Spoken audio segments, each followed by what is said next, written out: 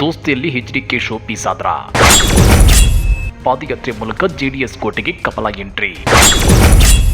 ಎದೆಯಲ್ಲಿ ಕೆಂಡ, ಹೊರಗೆ ಕಮಲದಳ ದೋಸ್ತಿ. ಕಮಲದಳ ದೋಸ್ತಿಯಲ್ಲಿ ಕೇಂದ್ರ ಸಚಿವ ಎಚ್.ಡಿ. ಕುಮಾರಸ್ವಾಮಿ ಶೋ ಪೀಸ್ ಆದ್ರ. ಕೇಂದ್ರ ಬಿಜೆಪಿ ನಾಯಕರು ಕುಮಾರಸ್ವಾಮಿ ಅವರ ಮನವೊಲಿಸಿದ್ದು ಹೇಗೆ?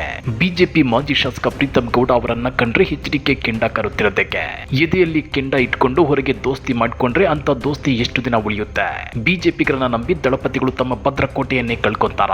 ಅದನ್ನ ಡೀಟೇಲ್ ಆಗಿ ತೋರಿಸ್ತೀವಿ. ಆದ್ರೆ ಅದಕ್ಕಿಂತ ಮೊದಲು ಹಲೋ ಕನ್ನಡ ಯೂಟ್ಯೂಬ್ ಚಾನಲ್ ಅನ್ನ ಸಬ್ಸ್ಕ್ರೈಬ್ ಮಾಡ್ಕೊಳ್ಳಿ. ಹಾಗೇನೇ ಪಕ್ಕದಲ್ಲಿರೋ ಬೆಲ್ ಬಟನ್ ಅನ್ನು ಪ್ರೆಸ್ ಮಾಡಿ. ಕಮಲದಳ ದೋಸ್ತಿಯಲ್ಲಿ ಮೊನ್ನೆಯೇ ಬಿರುಕು ಮೂಡಿದೆ. ಕುಮಾರಸ್ವಾಮಿ ಮೂಡ ಪಾದಯಾತ್ರೆಗೆ ಜೆಡಿಎಸ್ ಬರಲ್ಲ ಅಂತ ಹೇಳಿದ್ರು.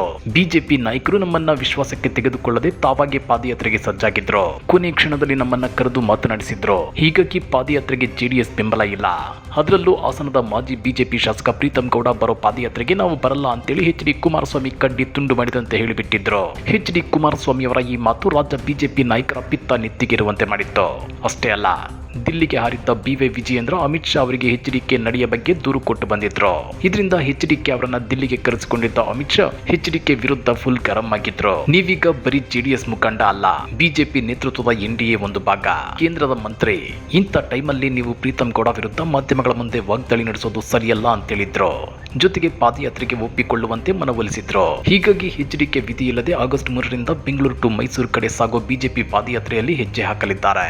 ಹಾಗಾದ್ರೆ ಮಾಜಿ ಸಿಎಂ ಎಚ್ಡಿಕೆಗೆ ಪ್ರೀತಂ ಗೌಡರನ್ನ ಕಂಡ್ರೆ ಅದ್ಯಾಕೆ ಅಷ್ಟೊಂದು ಸೇಡು ಗೊತ್ತಾ? ಕಳೆದ ವಿಧಾನಸಭಾ ಚುನಾವಣೆಯಲ್ಲಿ ಹಾಸನದ ಬಿಜೆಪಿ ಅಭ್ಯರ್ಥಿಯಾಗಿದ್ದ ಪ್ರೀತಂ ಗೌಡ ಜೆಡಿಎಸ್ನ ಸ್ವರೂಪ್ ಗೌಡಗೆ ಭರ್ಜರಿ ಪೈಪೋಟಿ ಕೊಟ್ಟಿದ್ರು. ಕೊನೆಗೆ 7,000 ಮತಗಳ ಅಂತರದಿಂದ ಸೋತಿದ್ರು. ಜೆಡಿಎಸ್ ವಿರುದ್ಧ ಸೋತ ಸಿಟ್ಟು ಪ್ರೀತಂ ಗೌಡ ಎದೆಯಲ್ಲಿ ಕೊತ ಕುದಿಯುತ್ತಿತ್ತು. ಈ ನಡುವೆ ಲೋಕಸಭಾ ಚುನಾವಣೆಯಲ್ಲಿ ಕಮಲದಳ ದೋಸ್ತಿ ಏರ್ಪಟ್ಟಿದ್ರು. ಹಾಸನದಲ್ಲಿ ಪ್ರೀತಂ ಗೌಡ ಪ್ರಜ್ವಲ್ ರೇವಣ್ಣ ಎನ್ಡಿಎ ಅಭ್ಯರ್ಥಿಯಾಗುವುದನ್ನ ವಿರೋಧಿಸಿದ್ರು. ಕೊನೆಗೆ ಪ್ರಜ್ವಲ್ ರೇವಣ್ಣ ಎನ್ಡಿಎ ಅಭ್ಯರ್ಥಿ ಆದ್ಮೇಲೆ ಒಲ್ಲದ ಮನಸ್ಸಿಂದಲೇ ಮೋದಿ ಹೆಸರಲ್ಲಿ ಪ್ರಚಾರ ನಡೆಸಿದ್ರು. ಮತ್ತು ಇಂಟ್ರೆಸ್ಟಿಂಗ್ ವಿಷಯ ಏನಂದ್ರೆ, ಪ್ರಜ್ವಲ್ ರೇವಣ್ಣ ಅವರ ಅಶ್ಲೀಲ ವಿಡಿಯೋಗಳನ್ನ ಹರಿಬಿಟ್ಟಿದ್ದರ ಹಿಂದೆ ಪ್ರೀತಂ ಗೌಡ ಕೈವಾಡ ಇರಬಹುದು ಅನ್ನೋ ಅನುಮಾನ ದಳಪತಿಗಳನ್ನ ಇನ್ನಿಲ್ಲದಂತೆ ಕಾಡ್ತಿದೆ.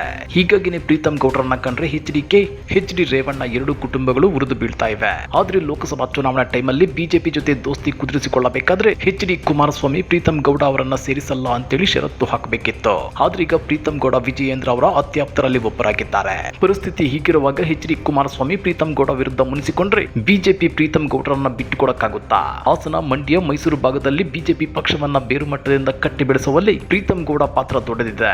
ಸದ್ಯ ಮೂಡ ಪ್ರಕರಣದ ವಿರುದ್ಧ ಪಾದಯಾತ್ರೆ ಕೈಗೊಳ್ಳುತ್ತಿರುವ ಬಿಜೆಪಿಯ ಅಸಲಿ ಉದ್ದೇಶ ಸಿದ್ದರಾಮಯ್ಯವರೇ ಆದರೂ ಪರೋಕ್ಷವಾಗಿ ಈ ಭಾಗದಲ್ಲಿ ದಳ ಭದ್ರಕೋಟೆಯನ್ನ ಛಿದ್ರ ಮಾಡಿ ಅಲ್ಲಿ ಬಿಜೆಪಿ ಬಾವುಟ ನೆಡಬೇಕು ಅನ್ನೋದು.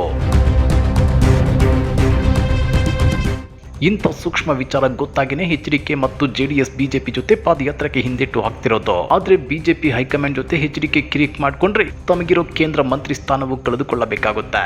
ಆಗ ಕರ್ನಾಟಕದಲ್ಲಿ ಜೆಡಿಎಸ್ ಅಸ್ತಿತ್ವಕ್ಕೆ ಕುತ್ತು ಬರುತ್ತೆ. ಹೀಗಾಗಿ ಎಚ್.ಡಿ. ಕುಮಾರಸ್ವಾಮಿ ತಮ್ಮ ಜೆಡಿಎಸ್ ಪಕ್ಷಕ್ಕೆ ಇರುಸು ಮುರುಸು ಉಂಟಾದ್ರೂ ಬಿಜೆಪಿ ನಾಯಕರ ಜೊತೆ ದೋಸ್ತಿ ಮುಂದುವರಿಸುತ್ತಿದ್ದಾರೆ. ಪ್ರಜ್ವಲ್ ವಿಡಿಯೋಗಳು ನಕಲಿಯಲ್ಲ, ಅಸಲಿ. ಎಫ್ಎಸ್ಎಲ್ ವರದಿ ಬಹಿರಂಗ, ದಳಕ್ಕೆ ಮತ್ತಷ್ಟು ಸಂಕಷ್ಟ. ಮಾಜಿ ಸಂಸದ ಪ್ರಜ್ವಲ್ ರೇವಣ್ಣ ಅವರದ್ದು ಎನ್ನಲಾದ ಅಶ್ಲೀಲ ವಿಡಿಯೋಗಳು ಸಾಮಾಜಿಕ ಜಾಲತಾಣಗಳಲ್ಲಿ ಹರಿದಾಡಿದ್ವು. ಅವು ಎಡಿಟ್ ಅಂತ ಹೇಳಲಾಗ್ತಿತ್ತು. ಆದ್ರೆ ಈಗ ಎಫ್ಎಸ್ಎಲ್ ವರದಿ ಬಂದಿದ್ದು ಆ ವಿಡಿಯೋಗಳು ನಕಲಿಯಲ್ಲ, ಅಸಲಿ ಅಂತೇಳಿ ವರದಿಯಲ್ಲಿ ಬಹಿರಂಗವಾಗಿದೆ. ವಿಡಿಯೋಗಳು ಯಾವುದೇ ಅನಿಮೇಷನ್, ಗ್ರಾಫಿಕ್ಸ್, ಎಡಿಟ್, ಮಾರ್ಫ್ ಮಾಡಿದ್ದಲ್ಲ. ಅವು ಅಸಲಿ ವಿಡಿಯೋಗಳು ಅಂತೇಳಿ ಎಫ್ಎಸ್ಎಲ್ ವರದಿಯಲ್ಲಿ ದೃಢಪಟ್ಟಿದೆ. ಆ ಮೂಲಕ ಪ್ರಜ್ವಲ್ ರೇವಣ್ಣಗೆ ಮತ್ತಷ್ಟು ಸಂಕಷ್ಟ ತಂದೊಡ್ಡಿದೆ. ಇದು ಹಳೆ ಮೈಸೂರು ಭಾಗದಲ್ಲಿ ಭವಿಷ್ಯದಲ್ಲಿ ದಳಕ್ಕೆ ಭಾರಿ ಹಿನ್ನಡೆಯನ್ನುಂಟು ಮಾಡೋ ಸಾಧ್ಯತೆ ಇದೆ.